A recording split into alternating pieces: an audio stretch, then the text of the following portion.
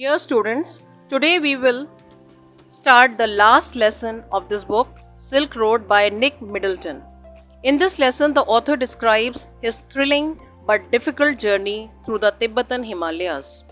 He was heading towards Mount Kailash to complete the Kora. The old trade route was known as the Silk Road. The graphic representation of the local culture and places are really graphic and breathtaking.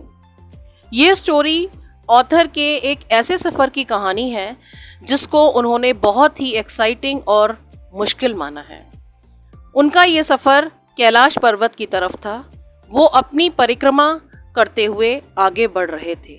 ये रास्ता पुराने ज़माने में trade का भी रास्ता बना हुआ था जिसको सिल्क रोड के नाम से जाना जाता है।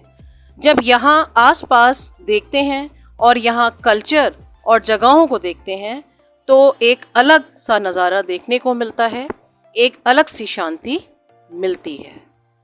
So students, this is a story that gives a message.